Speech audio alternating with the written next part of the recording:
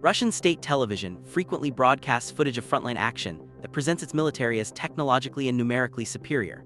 It also shows triumphant soldiers returning home to their families, with carefully choreographed scenes of tearful reunions, medal ceremonies, and grateful communities welcoming back their heroes. Putin's propaganda machine works overtime to paint a picture of noble warriors supposedly defending the motherland, coming home to prosperity and respect. But turn off the cameras, and the reality is catastrophically different. Behind the veneer of state-sponsored heroism lies a human-created catastrophe that reveals the true cost of Putin's war, both in human lives and money. Some Russian soldiers aren't just dying on Ukrainian battlefields, but they're also destroying Russian society when they come home. In the 3 years since the full-scale invasion started, veterans from the front have killed and maimed more than 750 people after returning home. Most often, their victims were relatives and friends, and most of the crimes were of a domestic nature. These numbers might look staggering, but they represent something far worse than statistics. They reveal a system that has weaponized its own people, created economic incentives that benefit only the military and political elite, and is systematically cannibalizing Russia's future for short-term military gains. Let's examine exactly what happens to Russian soldiers when the cameras stop rolling. According to the Kremlin itself, almost 140,000 Russian soldiers have returned to civilian life after fighting in the war against Ukraine by mid-2025. For reference, when the war actually started, Russia was estimated to have 300,000 troops being deployed in the first year. However, the reintegration support the Russian media frequently mentions when referring to returning soldiers is actually a bureaucratic euphemism for what amounts to a social disaster in the making. Many of these veterans are expected to suffer from PTSD and may also exhibit violent tendencies, according to the Center for European Policy Analysis and various news outlets, specifically Meduza, a Lithuanian-based Russian independent news channel. The channel's team spoke with specialists working on rehabilitation programs for Russian war veterans, using the investigation conducted by the independent journalist Farida Rustamova, who is also a former Meduza reporter, as a major source for their claims. The sources predicted a range of major societal issues, including rampant drug and alcohol abuse. This comes from the fact that Russia is unlikely to provide prolonged medical and psychological support for soldiers who have suffered extreme or debilitating injuries, which are usually what allowed them to be discharged from the military in the first place. Considering that the Russian military has disproportionately targeted rural areas for its recruitment drives, these returning soldiers are already at a higher risk of being alcohol abusers. Faced with the prospects of returning to daily life with a vital body part missing and potentially seeing hundreds of their compatriots die on the front line, these soldiers would need extensive support for years, something that Russia might not be able to provide. And the scale of the mental health issues is staggering. Russia's defense ministry has estimated that 1 in 5 war veterans suffers from post-traumatic stress disorder. At the same time, Russia has fewer than one therapist for every 7,000 adults, and even fewer of them have experience treating combat trauma. Granted, the Russian government's response reveals that at least some of its priorities lie in trying to alleviate the negative effects of the war on its people. For example, Russia's Defenders of the Fatherland Foundation has received tens of billions of rubles to support veterans of the war against Ukraine and their families. Its regional offices help returning soldiers access housing, medical care, and other benefits. This is compounded by Russia providing hundreds of thousands of rubles to soldiers who are declared to be severely injured in the war, with the payout reaching up to 4 million rubles, roughly $35,000 in August 2025, which can be more than the soldier would make in half a year or even a year of a military contract. But these economic measures are, by themselves, revealing the scale of the demographic issues in Russia. While the soldiers and veterans receive ruble upon ruble of compensation and assistance, the rest of the population, including orphans, people with disabilities, and the seriously ill, often face years of waiting for benefits they're legally entitled to, or are more commonly simply left to fend for themselves. This preferential treatment creates a two-tier society where military service becomes the only pathway to basic social services, and one that is also open to corruption and abuse. This creates multiple problems, starting from the simple fact that Russia's economic measures only incentivize its population to enlist in the military and keep the war going. Then, the military-industrial complex, energy, and trade with countries like China and India all depend on Russia being cut off from the rest of the world economically and geopolitically. The cycle of dependence on war and close allies perpetuates, with Putin unwilling to propose a reasonable peace deal simply because it's in his best interest to continue the war to maintain the illusion that the people are getting the social services common in developed countries, and which have now become out of reach for large swaths of the population. But not all soldiers get the help or assistance they need, or they fail to properly reintegrate into their environment after their return. This has one fairly predictable outcome: turning to crime. The explosion of veteran-related crime isn't an unfortunate side effect of war. It's a direct consequence of how Russia conducts its military operations. Observers from the Jamestown Foundation studying the effects of returning veterans from the war against Ukraine are drawing parallels to those who returned from the Soviet Union's war in Afghanistan, who are known as Afghansi. These soldiers played a large role in increasing crime in Russia near the end of the Soviet Union. But this time, the scale is exponentially larger. While the Soviet-Afghan War lasted for a decade, the actual deployment of Soviet troops was much lower, with an estimate of only 620,000 soldiers being deployed throughout the war. This is helped by the fact that the Soviet-Afghan War was much less deadlier overall, with only 15,000 to 25,000 fatalities suffered by the Union Army. By contrast, it's estimated that Russia has suffered 1 million total casualties by the end of the third year of the war, in February 2025, and that the active deployment is around 700,000 troops and National Guard members. If we go through these numbers a bit more, it's safe to estimate that around 1.5 to 2 million Russian soldiers have been in Ukraine at one point over the past 3.5 years. And while it's uncertain how many of these soldiers are actually making it home, as opposed to dying or being counted as a casualty, recovering then being placed back into service, the number involved is likely going to be much higher than that of the Soviet-Afghan War. If these new veterans, referred to as Ukrainci, join forces with nationalist politicians who want the Kremlin to pursue more expansionist policies, they could have a significant impact on local policies and security within both major population centers and small towns. The recruitment of convicted criminals has made the situation even worse. The independent media outlet Verstka found that at least 190 criminal cases were initiated against pardoned Wagner recruits in 2023. These ex-convicts, trained in modern warfare and released into society with legal impunity, represent a law enforcement nightmare. This has led to what some experts are calling the Wagnerization of Russia's underworld. Organized crime groups are recruiting former soldiers as contract killers or bodyguards, prompting rivals to do the same and escalating a criminal arms race. This ties back into the aforementioned lack of support for mental health inside the country. And when these veterans commit crimes and stand trial, they often receive lighter sentences, with their service to the motherland taken into account. Moscow has also introduced a new law against discrediting the Russian armed forces. Initially, the law basically prevented independent journalism from being conducted to investigate the actions of the Russian military as a whole. But as crackdowns on freedom of speech continued, some people might be afraid of the potential consequences of reporting crimes committed by returning veterans. This further perpetuates the aforementioned cycle. Military service is one of the only ways to get the assistance you need. And yet, that same military service can drastically increase the crime rate in urban areas while also making those soldiers practically untouchable in the eyes of the law. Of course, the actual military service is far from sunshine and daisies for the average soldier. Faced with a lack of progress on pretty much every front, Russia has resorted to using obsolete human wave attacks to save up on precious military equipment and ammunition, the stockpiles for which have been heavily targeted by Ukraine.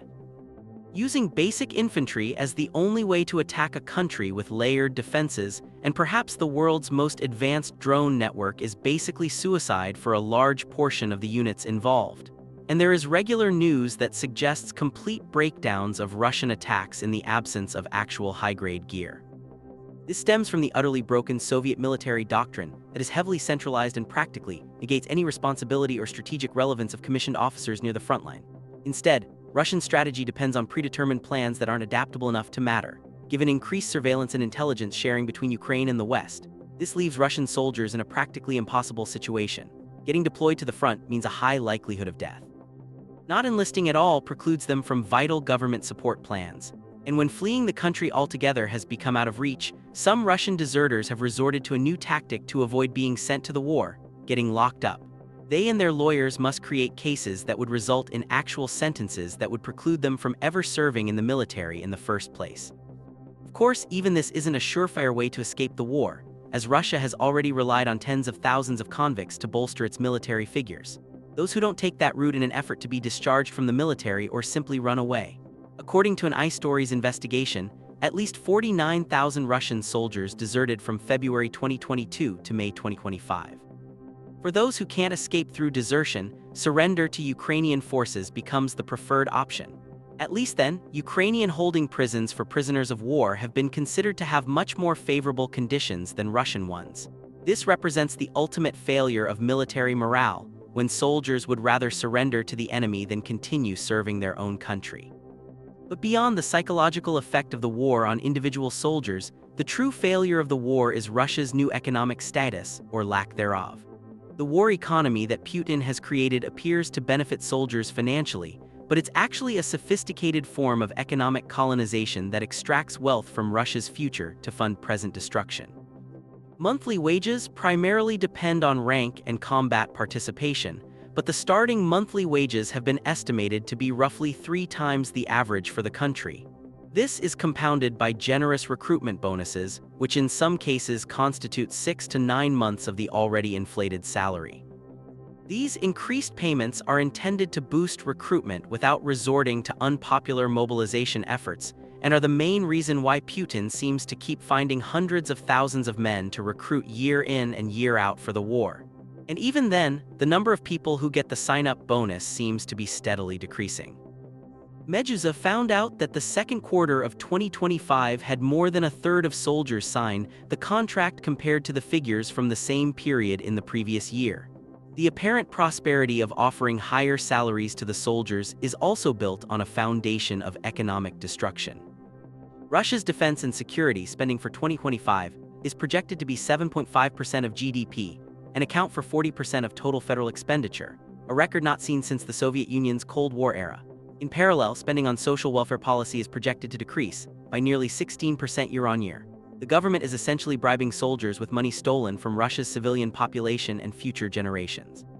To accommodate these priorities, the government has also announced it would reduce transfers to the Pension and Social Insurance Fund by 1.4 trillion rubles, or more than $17 billion in 2025.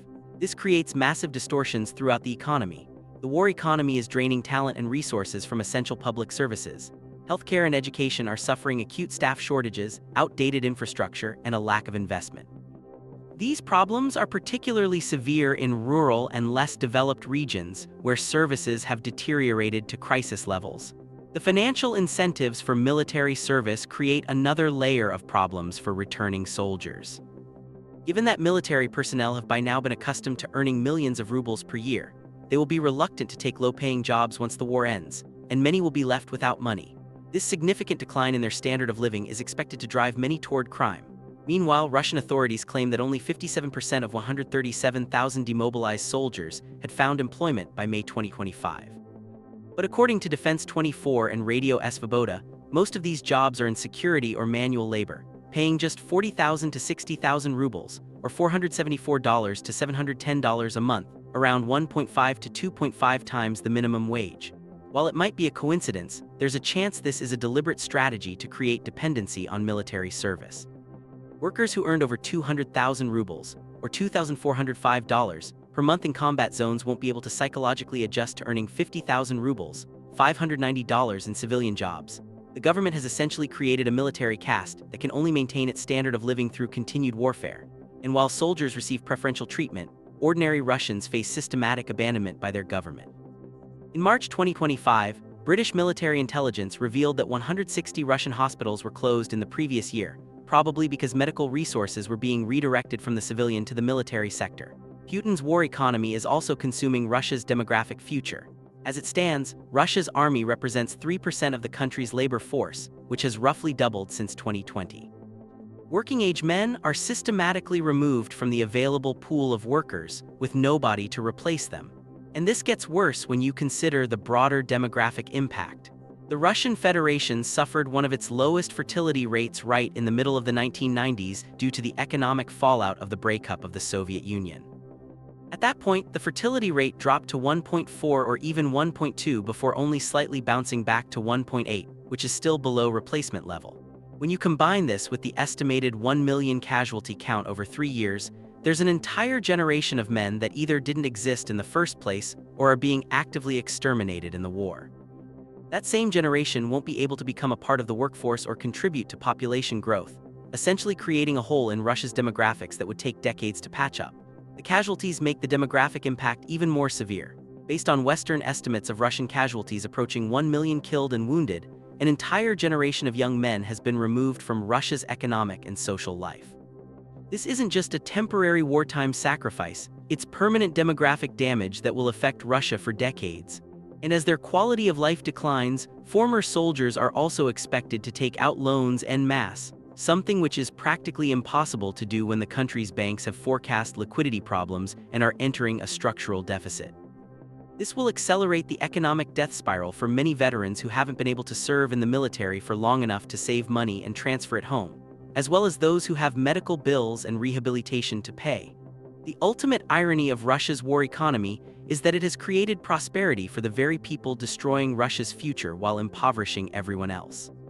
Military contractors, defense industry executives, and government officials benefit from the massive spending, while ordinary Russians see their healthcare, education, and social services systematically defunded. Meanwhile, the projected Russian military and government budget is under constant threat from factors that it can't really control. The EU, G7, and Australia are instituting a price cap on Russian oil and gas, which aims to further reduce the potential income from one of the only remaining profitable industries in the country. The oil prices also depend on the overall global market, which Russia is a relatively small part of at this point. And the longer the mobilizations go on, the more workers are being taken out of the labor pool. The returning soldiers are not a net positive on the country's budget, as they are now receiving benefits or being a burden on the country's social and healthcare systems.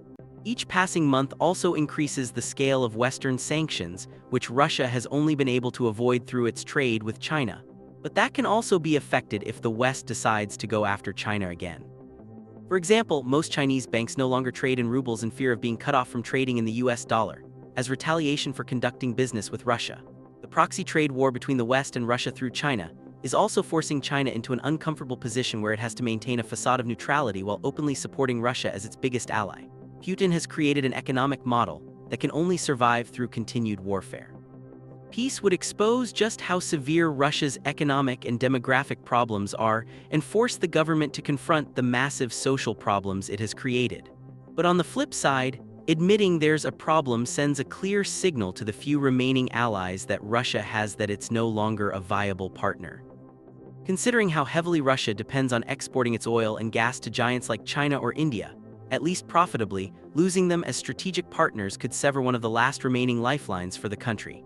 Russia might end up winning the war, but it will likely bankrupt itself to rule over a country that it had to decimate, putting itself into even deeper demographic and political issues in the process. The result could very well be the end of the Russian Federation as we know it today and of Putin's regime. And after that, there's no telling what might happen to the world order. Thanks for watching. If you'd like to know more about what might happen if Putin is actually deposed, check out this video. And to stay up to date with the most recent events in global warfare and geopolitics, subscribe to Clash of Nations for daily videos.